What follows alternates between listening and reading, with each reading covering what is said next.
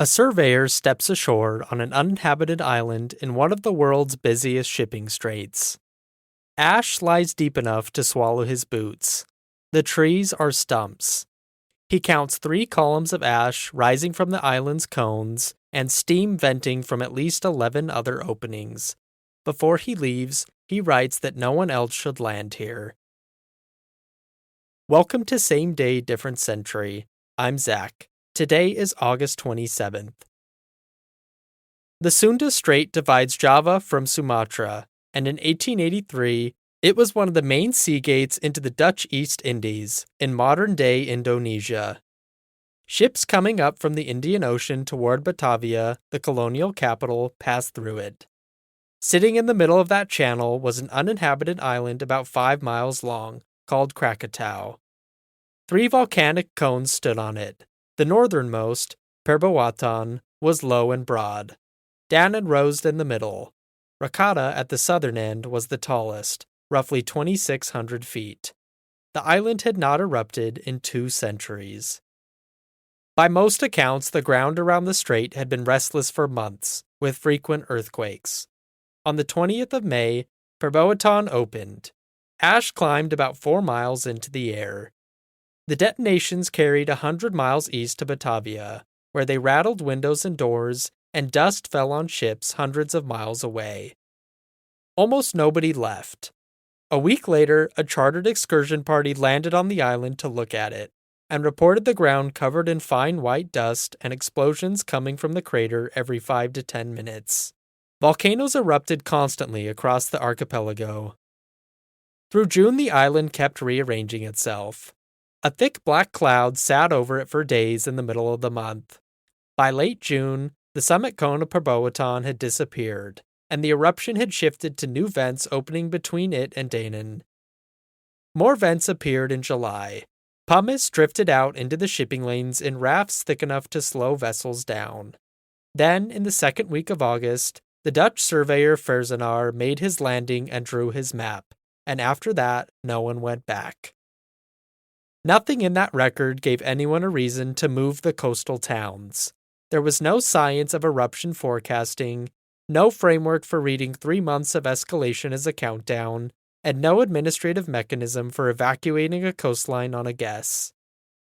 The towns that ringed the strait, Anjer and Merak on the Java side, Teluk Betong and Ketimbang on the Sumatran shore, were ports, telegraph relays, and fishing villages. All of them at sea level, all of them between 25 and 50 miles from the island. On August 26th, the eruption entered a different phase. Explosions came at intervals of about 10 minutes, and by 5 o'clock they were audible across the whole of Java. Ships in the strait sailed through falling hot pumice in near-total darkness. The first waves came ashore around 5:30. Between 7 and 8 that evening, a larger one arrived. The detonations continued all night. On the morning of the 27th, 4 explosions in 5.5 hours occurred. The first came at 5:30, the second at 6:44, the third at 10:02, and the fourth at 10:52. The third was the largest.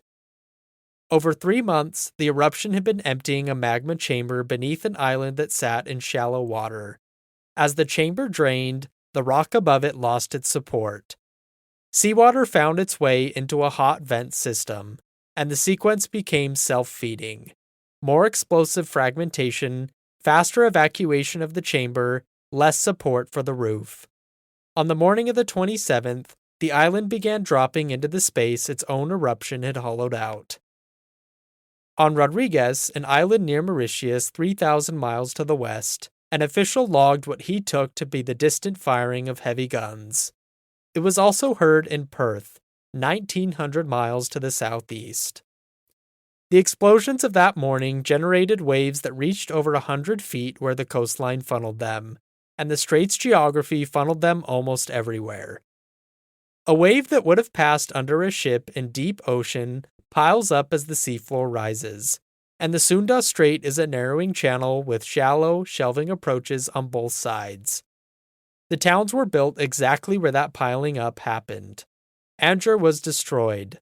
Maroc was destroyed. A Dutch gunboat moored nearby, the Beru, was carried almost 2 miles inland up a river valley and left high above the waterline with all 28 of her crew dead. Clouds of hot ash and gas, dense enough to hug the surface, traveled outward across open water, 25 miles and more. Around noon, they reached the Sumatran coast near Ketembang, where perhaps 1,000 people died from burns under a fall of scalding ash. One of the survivors, the wife of the Dutch administrator at Ketembang, a woman named Berink, described the ash forcing its way up through the floorboards of her shelter like a fountain, and her own skin coming away with it. On the island of Sebesi, all 3,000 of its inhabitants were killed. By late morning of the 27th, the energy was already falling off. Smaller explosions continued into the night, and the last of them died out in the early hours of the 28th. The final phase had run about 37 hours. The island went on steaming and rumbling into October. What remained was a third of an island. Krakatoa had been sheared vertically, leaving an 800-foot cliff facing a stretch of open water hundreds of feet deep where Danan and Perbotan had stood. Roughly 5 cubic miles of rock and ash had been redistributed across the region and the upper atmosphere. The strait itself was barely passable for days, choked with floating pumice and the dead. Rafts of that pumice drifted west for months, and some of it reached the coast of East Africa the following year. The submarine telegraph cable running from Batavia to Singapore put clipped fragments into the world's newspapers within a day. Sarong in total darkness all morning, stones falling, a village near Anjer washed away. One relayed message reported where the mountain had stood, the sea now played. Editors on 4 continents were printing the story while ash was still settling on Java. The Dutch government sent the geologist Roger Verbeek, who spent more than a year and a half interviewing survivors and officials and mapping deposits, and produced a 550-page report in 1885 that is generally regarded as a founding document of modern volcanology.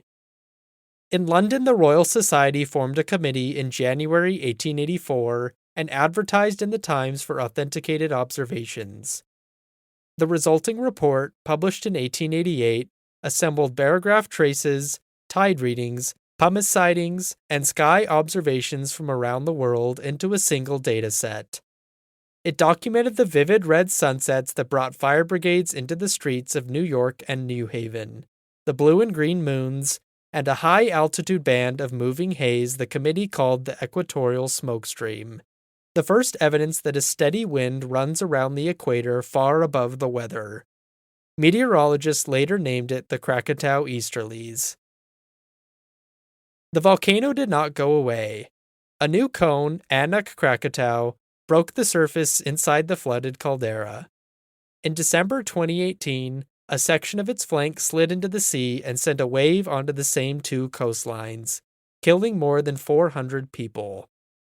Tsunami warning networks are built to detect earthquakes, and what the Sunda Strait produces is not an earthquake. The Krakatau volcano remains active to this day, with eruptions occurring as recently as just a few days ago. That same day, different century. I'm Zach. We'll be back tomorrow with another date, another story. Thanks for listening.